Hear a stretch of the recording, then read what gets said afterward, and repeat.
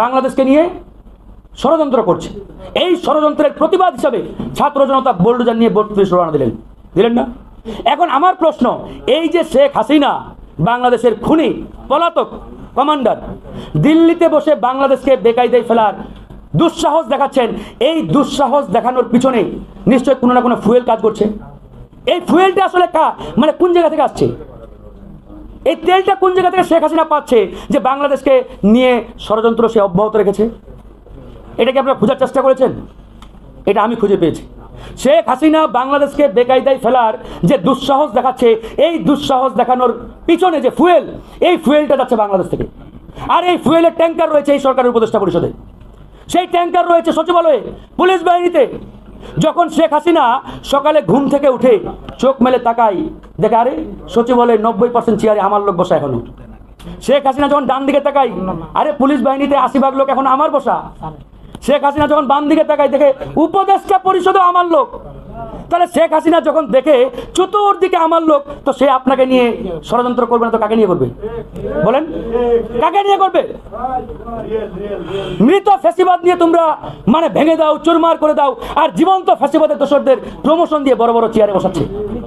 আর এরা বলছে ফ্যাসিবাদ মুক্ত বাংলাদেশ বিনির্মাণ করতে হবে। হাউস লুকাস, আসল জায়গায় হাত দেন।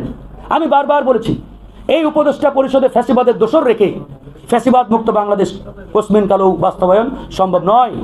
আগে উপদেষ্টা পরিষদ সংস্কার করেন, এটাকে ফ্যাসিবাদ মুক্ত করেন, তারপরে ধীরে ধীরে আগান।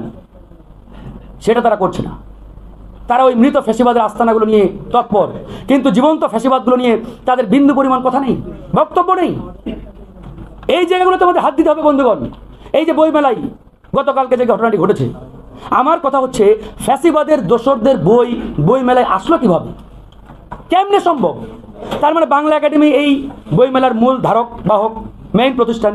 তাহলে বাংলা একাডেমি জানতেন না যে এই বইমেলায় কোনোভাবেই ফ্যাসিবাদের পক্ষের শক্তিগুলোর যারা রাইটার তাদের বই যাতে না আসে? তারা এই ঘোষণা কেন দিলেন না? তাহলে দায়ী কে? দায়ী তো এই বাংলা একাডেমি। বাংলা একাডেমির সভাপতি, মহাপরিচালক, তাদেরকে নিয়োগ দিয়েছে কে? এই সরকার। প্রকারান্তর এই সরকার দায়ী। আর আপনারা বইমেলায় যাবেন, ভাঙচুর করবেন, স্টল বন্ধ করে দেবেন, এগুলো সমাধান না। মূল জায়গায় হাত দেন। মূল জায়গায় আমরা যদি হাত না দিতে পারি, তাহলে বাস্তবিক অর্থে আমরা সমাধান পাবো না। আজকে ইসলামিক ফ্রন্ট যে লিখিত প্রস্তাবনাটি দিয়েছে সংবিধান সংস্কার নিয়ে, তাদের প্রস্তাবনার 95% পয়েন্টের সাথে আমি একমত। তবে এটাও মনে রাখতে হবে, এই সংবিধান একজন ব্যক্তিকে সামনে রেখে তৈরি করা হয়েছিল। একটা ব্যক্তির ফেস সামনে রেখে এই সংবিধান বানানো হয়েছিল।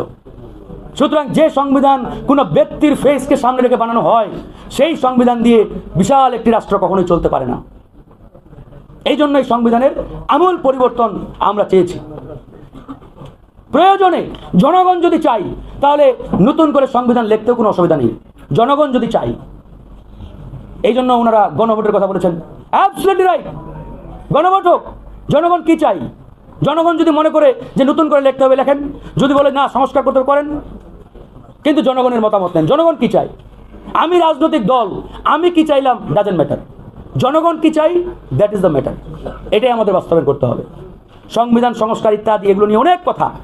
আজকে এই সরকার যে 8-10টা কমিশন করেছে, এগুলো নিয়ে আমাদের অনেক বক্তব্য, অনেক সমালোচনা। যাদেরকে দায়িত্ব দেওয়া হয়েছে তারা কারা? সংবিধান সংস্কার কমিটিতে যারা আছে, সংবিধান নিয়ে তাদের অভিজ্ঞতা, দক্ষতা, এখানে কোনো বিশেষজ্ঞ নেই, ইত্যাদি ইত্যাদি, এরকম অনেক প্রশ্ন আছে। তো আমরা যদি সেদিকে নাও যাই, অন্তত আমরা এতটুকু বলতে পারি, আসলেই যে সকল প্রয়োজনীয় সংস্কার আমাদের দরকার সেটা করতেই হবে ভাই। সেটা যদি আমরা না করে একটা নির্বাচনের দিকে যাই, আমি চ্যালেঞ্জ দিয়ে বলতে পারি, আগামী 5 বছর পরে আপনাদের সন্তানদের আবার রাজপথে নেমে জীবন দিতে হবে, আবার মরতে হবে। এই জন্য প্রয়োজনীয় সংস্কারগুলো অবশ্যই করতে হবে।